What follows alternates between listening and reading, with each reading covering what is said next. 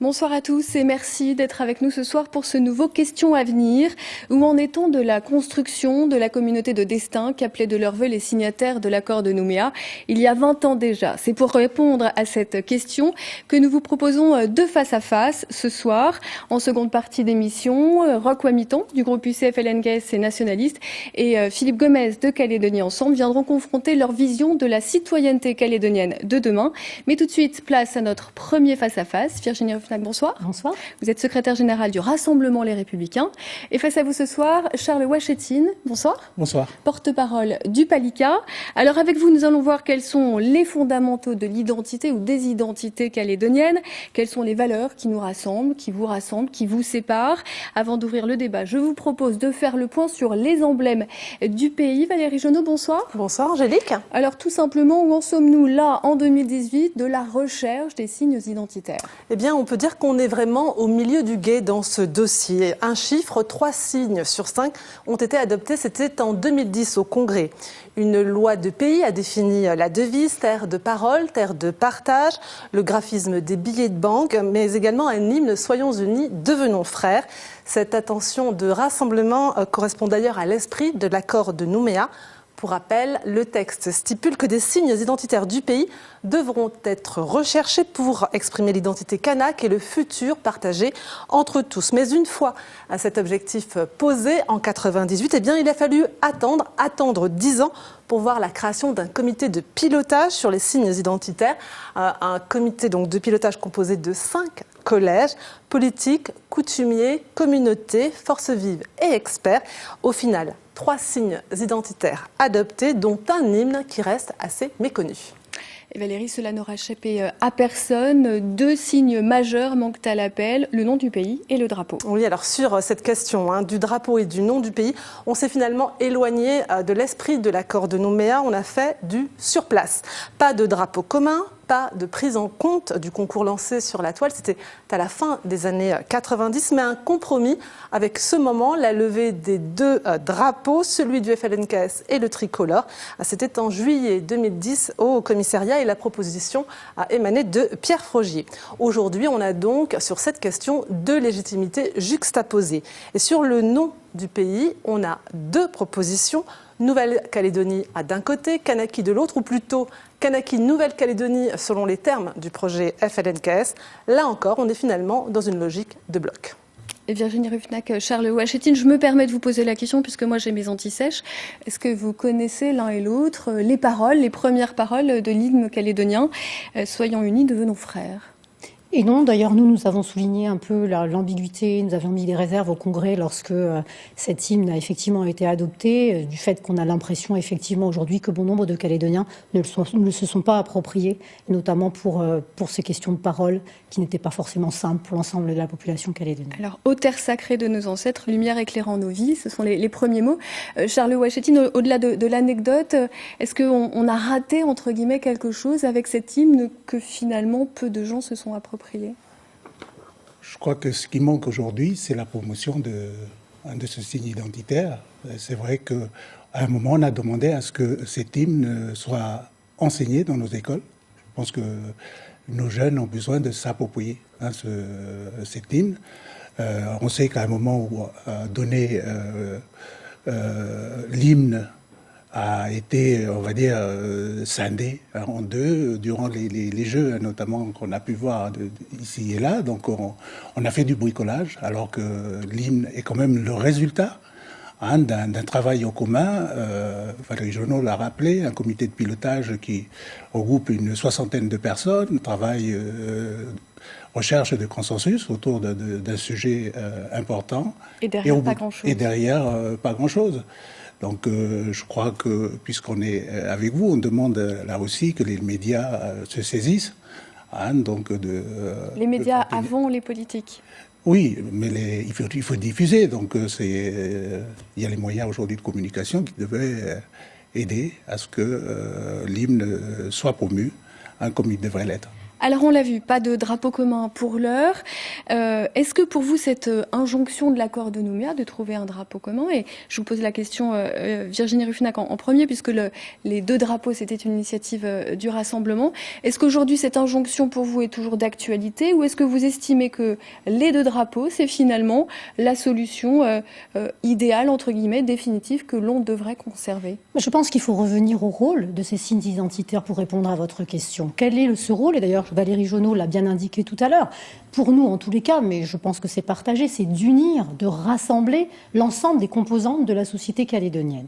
Donc vous renoncez au drapeau commun? Non. Alors, je poursuis ma logique. Et donc, on a bien vu l'impasse et ce labyrinthe sans issue qu'a été le travail sur la recherche d'un drapeau en commun, puisque Valérie Jonot l'a indiqué, un comité de pilotage a été mis en place avec comme présidente Doé Grodet, qui en 2007, mois après mois, a constaté l'absence de consensus sur le fait d'arriver à un drapeau en commun. Certains voulaient directement le drapeau kanak, que ce soit le drapeau commun, notamment les indépendantistes y étaient attachés. Et puis de l'autre côté, certains voulaient certains emblèmes, la toutoute, le kagou. Il y avait des oppositions là-dessus. Finalement, un drapeau, ça n'est pas un patchwork. Et le comité de pilotage, dès 2008, j'ai même le relevé de conclusion de ce comité qui s'est réuni en juillet, en septembre, en octobre, en novembre, sans consensus sur le drapeau, estime que peut-être que la solution transitoire, et ça on est en 2008, c'est de faire flotter côte à côte les 2 drapeaux dont certains souhaitent le maintien et dont d'autres également pour leur drapeau. Donc ce n'est plus transitoire, c'est définitif. Donc ce que je veux vous dire, c'est pourquoi nous avons fait ça. Nous avons fait ça, le Rassemblement en 2010, face à cette impasse, parce que ça nous estimait important de mettre ensemble les 2 légitimités de la Nouvelle-Calédonie à égalité. Et donc pour demain, mais la Nouvelle-Calédonie est en évolution constante. Aujourd'hui, nous avons une consultation qui arrive et qui dira si les Calédoniens souhaitent ou non le maintien au sein de la République française. Vous voyez bien que sur ces drapeaux, il y a un enjeu. Si demain, les Calédoniens souhaitent que la Calédonie accède à l'indépendance, le drapeau blanc-rouge ne sera plus là. Ça veut dire que ce n'est pas maintenant, dans les 6 derniers mois, que nous allons revenir sur une situation qui a mis plus de 10 ans, où on a ces 2 légitimités à égalité. Et quel était notre objectif? C'est d'avoir une Calédonie réconciliée et d'aller vers un avenir apaisé, avec la mise à côte de ces 2 drapeaux, de la République française et du drapeau. Charles Wojcicki, sur ce drapeau. Je crois qu'on ne peut pas se contenter de cette situation, donc, où il y a 2 légitimités qui cohabitent. L'accord de Nouméa est assez clair sur le sujet, c'est la création d'une communauté de destin, fondée sur une histoire commune. Je crois qu'il faut un moment ou un autre qu'on trouve. Nous, on a proposé, et le FLNKS a toujours milité pour que ce soit qui a été ici en 84, qui soit celui du pays. Donc je sais que la proposition a été rejetée, notamment par le Rassemblement à l'époque, considérant que ce drapeau est entaché de sang, etc. Donc comme si le drapeau tricolore ne l'a pas été aussi à l'endroit des Kanaks. Donc je crois que depuis... Donc votre proposition, pour être très claire, c'est finalement d'adopter comme drapeau commun le drapeau aujourd'hui, on va dire, identitaire la proposition a été assez loin, dans la mesure où aujourd'hui le drapeau est dans les bureaux du Congrès. Alors, on souhaite que le président du Congrès propose donc le drapeau qui était porté à l'époque. Et l'UNI qui est dans une démarche très claire et affichée d'indépendance avec partenariat avec la France, est-ce que vous pourriez, j'allais dire, concéder un geste inverse et tolérer ce drapeau tricolore, y compris dans votre option institutionnelle? Le partenariat, on l'envisage dans le cadre de l'après-référendum. Et dans ce cadre de la presse, que le drapeau tricolore pourrait malgré tout on discute rester. De ce qu'on peut faire ensemble.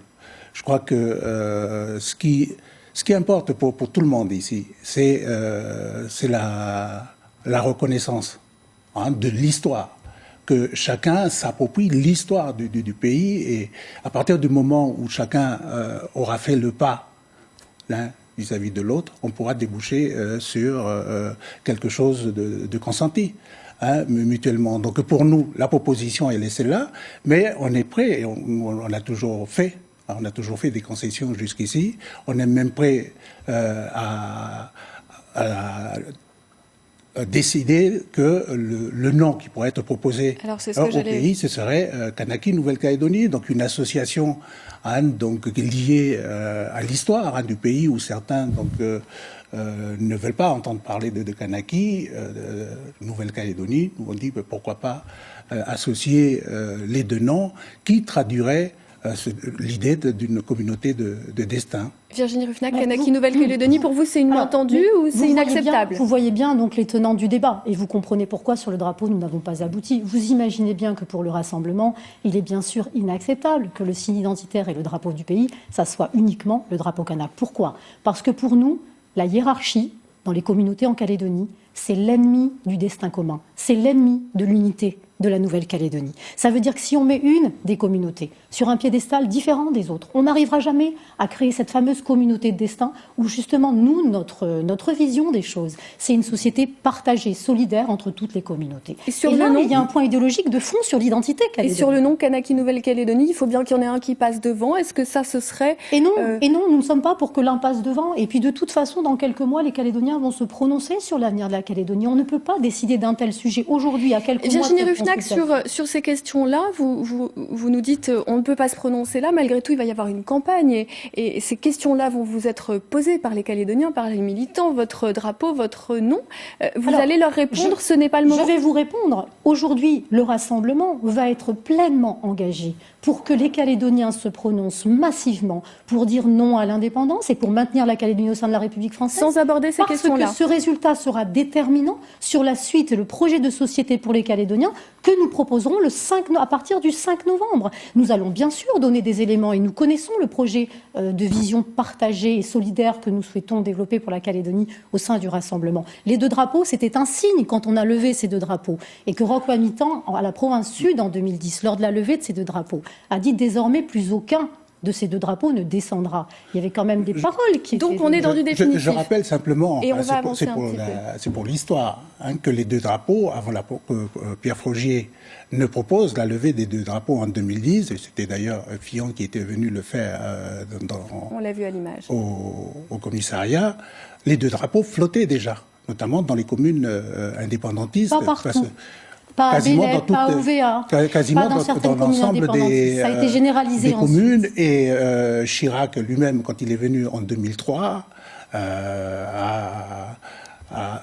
je crois que c'était à Koné, a fait son allocution sous l'emblème du drapeau. Donc c'est dire qu'il y a quand même une volonté de concilier et de construire quelque chose sur la base d'une histoire à partager, parce que malheureusement on se rend compte quand on entend les discours des uns et des autres, et je me réfère notamment aux discussions s'agissant du motif, pour la date de la consultation, où certains parlent de repentance quand il s'agit de reconnaître l'histoire de la colonisation, du fait colonial.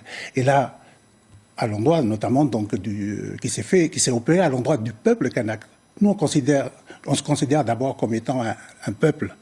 Et l'accord de Nouméa, et c'est ça qui fait l'essence de l'accord de Nouméa, c'est que l'accord de Nouméa reconnaît à la fois cette période, donc on va dire sombre de l'histoire, mais aussi reconnaît la légitimité. Et nous, en 83, nous avons, les représentants du peuple kanak avaient fini par reconnaître la légitimité des autres communauté à vivre ensemble ici. C'était l'indélébable. Ouais. Juste, Charles Ouachetine, vous parliez du peuple kanak. Il y a dans le projet de l'UNI, votre projet qui a été publié il y a quelques jours, cette phrase concernant comment on va appeler finalement les futurs habitants du pays. Il est écrit « Les nationaux citoyens du nouvel État s'appellent kanak ». Qu'est-ce que ça veut dire? Ça veut dire que finalement les kanaks du pays indépendant sont les Calédoniens d'aujourd'hui? C'est une proposition, c'est simplement une proposition qui est faite sur la base de la Constitution qui a été déposée en 87, où il était dit que le peuple kanak constitue une communauté souveraine qui a vocation à partager donc au sein de cette communauté des éléments donc communs. Une communauté politique et non plus ethnique. Et nous, là aussi, donc la question reste en débat. Parce que nous-mêmes, nous considérons qu'il faut traiter, une fois qu'on a admis que la nationalité serait celle kanak, comment on se distingue, nous, peuple kanak, de l'ensemble du peuple calédonien à la sortie, si on admet que ce soit la nationalité kanak qui soit votée par tout le monde. Virginie Ruffneck, sur cette proposition, alors, moi je voulais rebondir sur l'exposé des motifs qui a fait tant polémique et rapidement la façon dont Charles en parle. Pourquoi nous sommes complètement détachés de cet exposé qui ne nous ressemblait pas? Parce que c'était un exposé qui était très passéiste, à charge contre la colonisation. Et moi j'ai envie de poser la question à Charles. Dans quel monde vit-on aujourd'hui? Est-ce qu'on vit dans un monde tel qu'il était il y a 30 ans? Est-ce que vous n'avez pas l'impression de défendre un monde du passé? Aujourd'hui, il y a des étapes qui ont été franchies, n'est-ce pas? Quand, par exemple, Élie Poigoune dit que la France n'est pas son ennemi, mais que c'est une nation frère, quand, je vous le disais tout à l'heure, Rocco Amitan, lors de la levée de ces 2 drapeaux, indique que plus aucun ne descendra.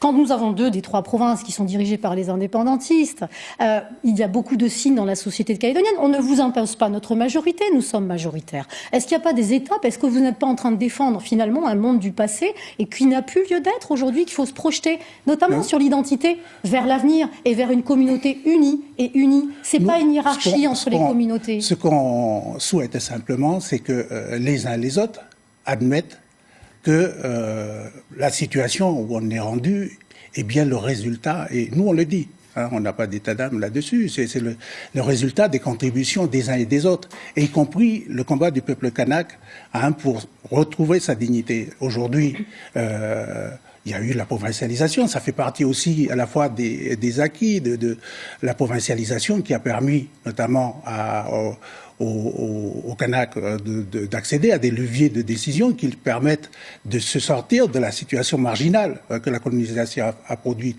Donc on continue à y travailler.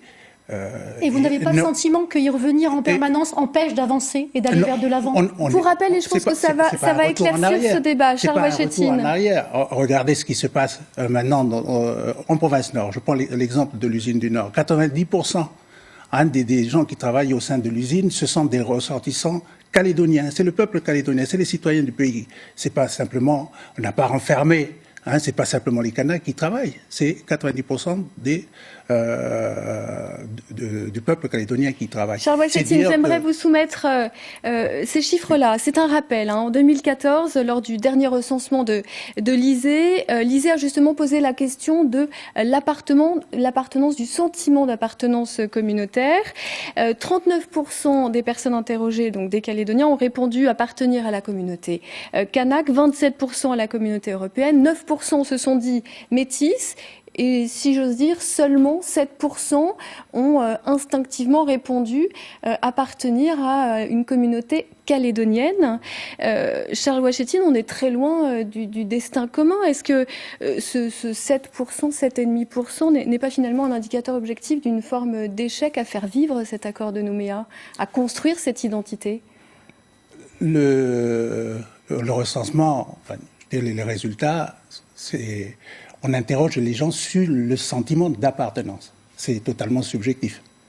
Je crois que ce qui importe, au bout du compte, en dehors des réponses qui ont été apportées, c'est comment le pays travaille à l'endroit de l'ensemble des citoyens, quel que soit. Mais si le citoyen ne se sent pas lui-même, si sa première identité n'est pas calédonienne, mais est sa communauté d'origine, est-ce que pour vous, ça n'est pas un problème aujourd'hui?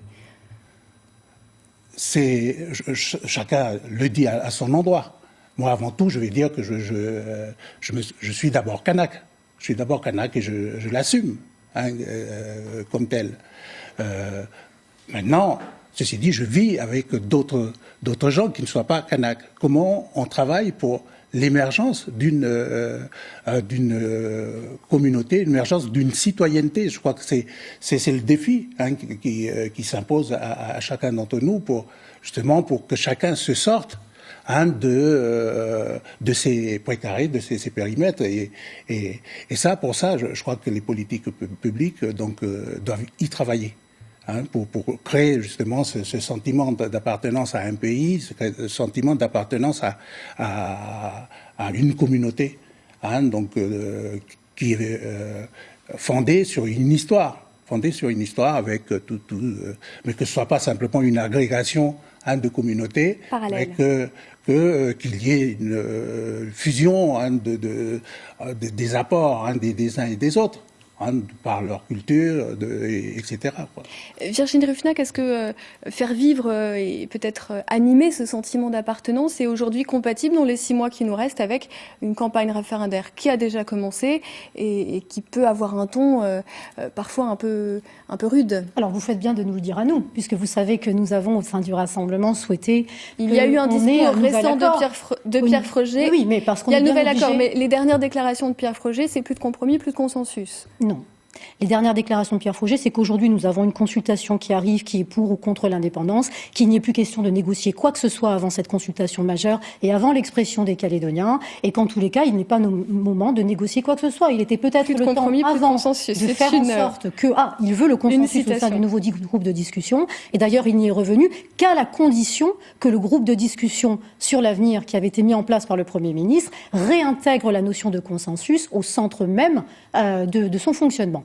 Mais pour répondre à votre question, bien sûr que cette consultation, et nous le savions bien, allait radicaliser, les deux camps du pour et du contre. N'empêche que l'État a choisi de maintenir en l'état cette consultation et que, on le sait bien, par rapport à l'identité dont vous parliez tout à l'heure, c'est finalement la citoyenneté, c'est-à-dire le lien qui unit chacun des Calédoniens, qui permet d'avoir le sentiment d'appartenance. En deux mots, ce lien, comment il se... ce lien, vous savez, nous, en 2011...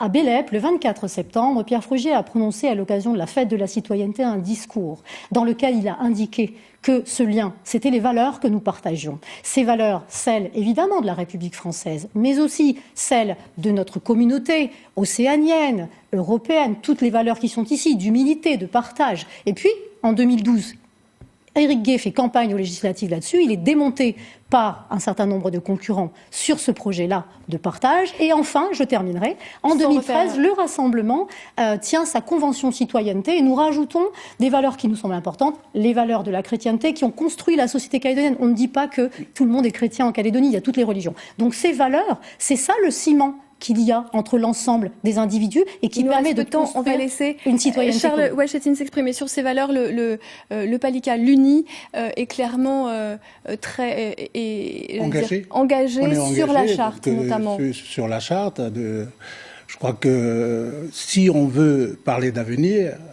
on parle d'avenir sur la base de quelque chose, et c'est précisément... Donc pour vous, c'est un outil, c'est ça qui est important aussi. Cette charte des valeurs calédoniennes, c'est un outil pour l'avant-référendum ou pour l'après? C'est avant tout une mise en exergue de ce qui nous rassemble. Et ça, c'est important. C'est important. Et on trouve dommage que le rassemblement... C'est important pour les Calédoniens. Concrètement pour vous, avec des mots simples, qu'est-ce qui rassemble les Calédoniens aujourd'hui? Ces valeurs, on a donné des chapitres, c'est un petit peu conceptuel. Une histoire commune, partagée. Je dis depuis 30 ans, aujourd'hui c'est des nouvelles générations, on partage les mêmes choses à l'école, on se côtoie notamment les églises ici. Ce sont aussi des valeurs qui ont imprégné la vie de l'ensemble des Calédoniens, quelle que soit leur ethnie. Donc c'est sur la base de tout ça, des valeurs de solidarité, etc. Donc c'est sur cette base-là qu'on peut fonder une nation. Donc nous, on l'a dit, cette discussion autour des valeurs, donc nous l'avons pas boycottée. Et nous considérons que si on veut construire quelque chose ensemble, ça passe par le dialogue. Et qu'on ne peut pas se sortir des espaces de discussion pour traiter les questions d'avenir. Charles Ouachetine, Virginie Ruffnac, il est temps d'accueillir notre... Pardonnez-moi, je vais absolument réagir sur ce que vous avez sur la charte précisément des valeurs. Je sais oublier. Précisément, pas 2 minutes, 2 secondes. La charte des valeurs, c'est pas juste un mot, c'est ce qu'il y a à l'intérieur. Il y avait une charte équilibrée qui prévoyait la réouverture de la citoyenneté et faire en sorte que la société calédonienne n'exclue pas 30 000 personnes, dont certains ont 18 ans, sont nés en Calédonie et ne sont pas citoyens du propre pays qui les a vus naître. Donc nous ne pouvons pas être en accord avec la charte qui a été modifiée alors qu'avant, et qui sera à nouveau discuté le 23 avril avec cette fois nous ne sommes pas le d'accord avec ça et nous rassemblement. nous interrogeons, comme vous l'avez très justement dit, sur sa finalité. Parce que nous avons une consultation, cette charte, elle avait un intérêt dans le cadre de Virginie se projeter Ruffnac, vers un nous nouvel allons accord. accueillir- Ça n'est pas le cas, nous sommes donc opposés à cela. Nous allons accueillir notre invité de la société civile. Et sur ce thème de l'identité, c'est Larry Kaoma-Martin, sociologue, qui va vous interpeller, qui va venir à mes côtés. Larry Kaoma-Martin, bonsoir. Bonsoir. Votre première question pour nos invités. Bonsoir Monsieur Washington, bonsoir Madame Ruffnac. Voilà. La première question, c'est lié à l'identité, selon laquelle l'identité, c'est peut-être se connaître soi-même. Je vais vous donner un exemple bien concret. C'est l'histoire d'un jeune de Lifou qui est pêcheur, chasseur, agriculteur, avec selon laquelle les travaux auxquels il participe, les travaux coutumiers, lui donnent un capital vraiment énorme. Il est pêcheur, chasseur, agriculteur, danseur, il est serveur, au même titre qu'il participe aux travaux, il sait découper un animal, il participe à la construction de la case. Bref, énormément de capital. Et pourtant, il s'inscrit en BEP secrétariat avec une certaine conviction, sans savoir vraiment où est-ce qu'il va. Et par la suite, il expérimente l'échec scolaire et l'échec de l'emploi. Il affirme lui-même qu'il n'a aucune expérience. Comment ça se fait que l'on est aveugle de soi-même? Comment ça se fait que l'on est aveugle de son capital? Comment ça se fait qu'il n'arrive pas à voir que son capital, ça peut être une ressource pour lui, pour rebondir dans la sphère économique et pour en faire sa vie, tout simplement? Qu'est-ce que vous préconisez pour faire en sorte de valoriser son capital et de faire en sorte que la personne, elle se connaisse, de lui redonner quelque part sa vue? Je crois qu'il y a d'abord le premier cheminement, c'est d'abord celui du jeune. Hein, c'est d'abord considérer lui-même qu'effectivement, donc, et comme chaque jeune, il y a un potentiel qui dort en chacun d'entre nous. Maintenant, il appartient, je pense notamment à l'école, à valoriser le potentiel de... Alors effectivement, donc ça veut dire c'est tout un travail pour que nos enfants réussissent à l'école, et réussir à l'école suppose aussi qu'on tienne compte de la réalité de chaque enfant qui est mis dans la classe. C'est important. Sinon, si on ne le fait pas, il risque de passer à côté, y compris à ne pas faire valoir son propre potentiel. Est-ce qu'on essaie de faire en sorte qu'on révèle le capital de la personne avec elle-même, qu'elle devienne son propre modèle, ou est-ce qu'on essaie de faire entrer la personne dans un moule, dans un autre modèle? Pour Virginie Ruffnac, peut-être. Alors, merci beaucoup de cette question, parce que finalement, la jeunesse d'un territoire, d'un pays, c'est vraiment la première de ses richesses. Donc, c'est vraiment le plus intéressant. D'ailleurs, il y a eu un reportage très intéressant sur la commune de Kouawa sur NC Première cette semaine. 3 jeunes se sont exprimés et ont exprimé leurs attentes, leurs espoirs dans la société calédonienne, avec leurs mots chacun, de 3 communautés différentes de la Nouvelle-Calédonie. Mais je ne vais pas faire de langue de bois, je vais répondre à votre question. Moi, je pense aujourd'hui que les modèles contraires qu'il y a en Nouvelle-Calédonie de vie, que vous avez très justement décrits dans votre présentation, font qu'on a beaucoup de mal à concilier tous ces contraires pour aller vers quelque chose de commun et que chacun réussisse. Néanmoins, il ne faut pas être trop négatif. Il y a eu beaucoup de dispositifs 404, cadres à venir, qui ont fait en sorte d'essayer de faire accéder des communautés qui parfois sont un peu en retrait par rapport, je dirais, au monde moderne, et qui sont dans un monde peut-être plus traditionnel, vers effectivement l'économie. Et nous avons aujourd'hui des chefs d'entreprise mélanésiens. Et par rapport à votre question, je la sens bien philosophiquement parlant. Vous vous dites finalement, est-ce qu'on va respecter cette identité aussi et lui permettre d'être valorisée? Est-ce qu'elle a, c'est ça, une valeur dans la société de demain, ou est-ce qu'on est Quand obligé... nous prenons l'addition à Bélep en 2011, comme nous prenons l'addition des valeurs de la Nouvelle-Calédonie, c'est exactement ça. C'est-à-dire ne mettre personne en dessous de l'autre, mettre tout le monde sur un pied d'égalité. C'est pour ça que je renie le fait de mettre une communauté au-dessus des autres, parce qu'il faut arriver à trouver un équilibre dans notre société où chacun montre qu'il a un potentiel formidable. Justement, l'équilibre par rapport à la société. Martin, une autre question peut-être. Oui, très bien. L'identité, c'est aussi ça. C'est de se reconnaître dans l'espace dans lequel on est, et c'est peut-être s'inscrire aussi dans la sphère économique, avec l'idée peut-être que la réussite, ça n'est pas seulement réussir économiquement. Là où je veux en venir, c'est que oui, peut-être que la jeune génération ne veut pas aussi s'inscrire avec, en tant que salarié ou employé, qu'ils veulent, comme vous l'avez bien dit, devenir leur propre entrepreneur. Voilà. Qu'est-ce que l'on sollicite chez la personne? Quel levier on va activer? Quel levier on va mobiliser pour accompagner ce développement? Je veux bien répondre, si c'est possible, non, Charles, peut-être? Il y a des dispositifs aujourd'hui qui existent. Mais on se rend compte que, effectivement, Voilà, on a toujours une frange de notre jeunesse qui passe au travers. Et pour des raisons qui sont liées, j'allais dire, qui sont liées même à notre système social. Souvent, ceux qui se retrouvent marginalisés, c'est parce qu'ils l'ont été. Ce sont des enfants de ceux qui ont été déjà exclus, par ailleurs. Et donc, ce qui explique que, mais par contre, là, maintenant, il va falloir qu'on se bouge. Il y a des dispositifs, on l'a dit, donc il faut valoriser donc le travail aujourd'hui qui est fait. Mais on voit qu'il y a des limites encore dans l'exercice qui est fait. Donc, dernièrement, il y a la réforme du système éducatif, qui peut être un élément. Mais je crois que ce n'est qu'un élément. On ne peut pas régler le problème, notamment d'insertion des jeunes, si à côté de ça, au quotidien, ils n'ont pas le nécessaire qu'il faut pour s'insérer. Une dernière question ou une dernière réponse? Alors, une dernière question, voilà. L'identité aussi, c'est reconnaître l'autre en soi. Alors, voilà, pour vous deux, monsieur, madame, en quoi est-ce que vous êtes fiers et heureux d'appartenir à la famille calédonienne, fiers et heureux d'appartenir à cette terre?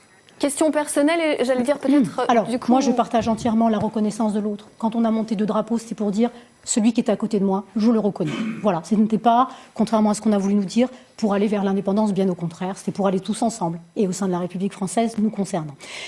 Pour répondre à votre question, oui, au sein de la société, il y a une vraie nécessité aujourd'hui de réconcilier notre société calédonienne et ne pas aller parallèlement. C'est ça finalement la reconnaissance de l'autre. Et puis par rapport à ce que vous disiez avant, je voudrais quand même revenir sur le fait de valoriser chacun dans son identité propre. Je pense que les parents et les familles ont un rôle fondamental à jouer. La confiance que nos jeunes peuvent avoir en eux est un élément déterminant de réussite dans notre société. Moi, je suis fière d'être dans la société calédonienne. La question était personnelle, voilà. Je suis très fière d'être dans cette société parce que pour moi, c'est la société la plus extraordinaire qui soit. Je n'ai jamais vu dans le monde une société aussi diverse, de contraires, qui arrive à cohabiter, qui a réussi à faire les compromis nécessaires pour que nous vivions encore ensemble en 2018 aujourd'hui. Et donc, j'ai une immense fierté et beaucoup d'amour aussi pour cette société. Charles Wachtetine. Je crois que le pays est riche de ses différences, de sa diversité. Et c'est sur la base de ça qu'on peut se projeter vers l'avenir. Parler de la communauté de destin suppose qu'on intègre ça, qu'on prenne en compte les différences, qu'il y ait une certaine liberté de conscience, une liberté de pensée qui respecte l'individu et qui respecte le groupe. Ce qui importe, c'est le décloisonnement, parce que malheureusement, on le voit bien, et je crois que la question du rééquilibrage qui était évoquée en 88 avait aussi pour objectif d'aller toucher tous ceux qui sont restés un petit peu en dehors, qui ne profitent pas forcément du système. Alors que la Nouvelle-Calédonie est un pays riche. Donc c'est la question de la redistribution des richesses qui permettent aux uns aux autres de se retrouver. Et je crois que Charles Wachtetine, c'est une réponse, j'allais dire, politique. Un mot personnellement, en quoi êtes-vous fier d'être calédonien aujourd'hui? Moi, je suis fier, au moins à titre personnel, de participer à ce chantier de construction d'un pays. Je crois qu'on a cette chance, et les Calédoniens ont la chance, de construire son propre avenir. Et c'est l'accord de Nouméa qui l'invite à le faire. Mais ça suppose un cheminement l'un vers l'autre. Et ça passe aussi par la discussion entre les uns et les autres. Larry Corma-Martin, merci d'avoir participé à Question à venir ce soir. Le premier débat arrive donc à son terme. Que faut-il en retenir? C'est ce qu'on va voir avec vous, Valérie. Valérie, finalement, on a eu quelques éléments là à l'instant. Est-ce que la vision d'identité du rassemblement que nous avons eu ce soir, celle du Palika, sont conciliables? À mon avis, pour l'instant, non, parce qu'on a vu un véritable point de convergence, à savoir que les signes identitaires doivent rassembler. Là, nos 2 débatteurs sont d'accord. Ils sont en clair dans la ligne de l'accord de Nouméa signé en 99. 98, mais sur son application, eh bien là apparaissent des divisions et ces divisions l'ont emporté dans ce débat. Ce débat s'est d'ailleurs animé sur l'exposé des motifs, on l'a entendu, exposé qui accompagne la date du référendum, et surtout un débat qui s'est animé également sur la charte des valeurs. Donc pas de convergence sur cette notion de citoyenneté finalement entre nos deux représentants politiques. Des divisions qui sont apparues aussi sur la question très concrète du drapeau du FLNKS.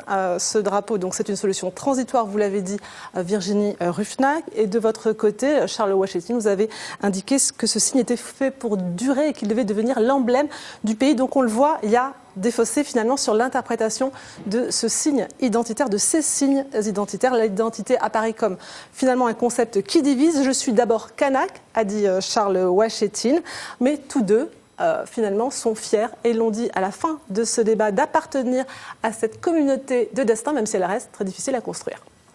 Merci Valérie, Virginie Ruffnac, Charles Ouachette. Merci beaucoup d'être venus débattre ce soir et j'espère que vous avez pu éclairer les Calédoniens sur vos projets respectifs pour ce référendum qui s'annonce, je le rappelle, le 4 novembre 2018.